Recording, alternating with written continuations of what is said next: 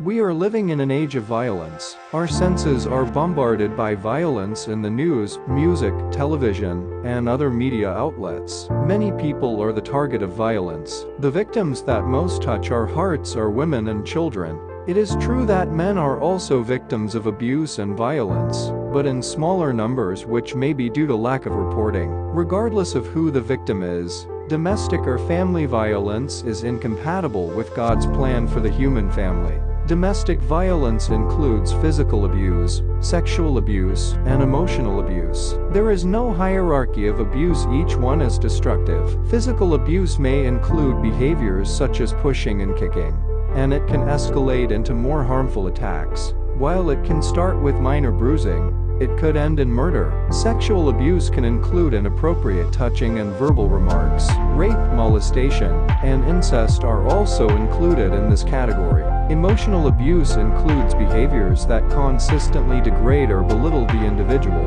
It can include verbal threats, episodes of rage, obscene language, demands for perfection, and invalidation of character and person. Extreme possessiveness, isolation, and depriving someone of economic resources are all psychologically and emotionally abusive. There is no real profile of abusers or victims. Both may come from all age groups, ethnic groups, socioeconomic classes, professions, and religious or non-religious communities. Abuse and violence may take several forms. In the case of the elderly and children, it may also include severe neglect.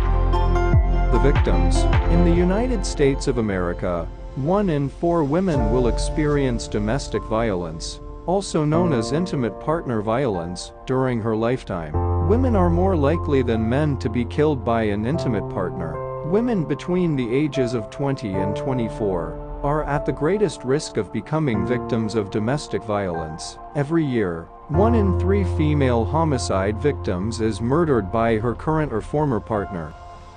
The consequences. Survivors of domestic violence face high rates of depression, sleep disturbances, and other emotional distress. Domestic violence contributes to poor health for many survivors. Without help, girls who witness domestic violence are more vulnerable to abuse as teens and adults. Without help, boys who witness domestic violence are far more likely to become abusers of their partners and/or children as adults, thus continuing the cycle of violence in the next generation. Most incidents of domestic violence are never reported. In domestic violence, there is always a misuse of power. Domestic violence is characterized by fear, control, and harm. One person in the relationship uses coercion or force to control the other person or other family members.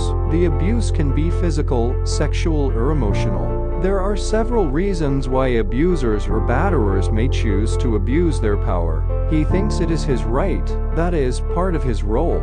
He feels entitled to use force. He has learned this behavior in his past. He thinks this behavior works. Abuse has no place in healthy, godly relationships. Abusers assume they have the right to control all members of their family. The willingness to use violence to accomplish this control is from things he has learned. From various sources, the abuser has learned that it is appropriate for the person who is bigger and stronger, usually a male, to hit others for their own good, or because he loves them. Abusers learn abusive behavior from various sources, including observing parents and peers, misinterpretation of biblical teachings, and from the media jokes, cartoons, and movies that portray control and abuse as a normal part of relationships. And sometimes victims even think they are the cause of the abuse. But this is not true. The behavior of the victim does not cause the abuser's violence. The abuser is in control of the violence, the victim is not. God's guidance. These facts are not pleasant and remind us of the brokenness of the world we live in. The good news and hope for today's families are that God has not left us alone. The Bible presents the true picture of how human relationships should look. Human beings are created by a loving and relational God, who created us to be in a relationship with Him first, and then with others. Because we are created in His image, Genesis 1:27. All of our relationships should be a reflection of Him and His love. Of course, unlike God, we are not perfect, and because of these imperfections, we will struggle in our relationships. Therefore, we must seek God's guidance for grace and strength to be more loving, kind, and patient, and to exercise self-control in all of our relationships. In empowering, God has provided a way for us to have healthy relationships. We are called to build each other up. This is called empowering. When we empower one another in the family, we build high trust in the relationship. When we misuse power by dominance and coercion, we tear down trust. Trust is the key in the empowering process. Parents who empower their children and prepare them for responsible interdependence will provide their children with the skills necessary to live as healthy adults and to build and maintain healthy relationships. When parents use unhealthy forms of power and control with children, the children detach from their family and learn negative ways of using power and relating to others. Empowerment is love in action, a godly characteristic we should imitate.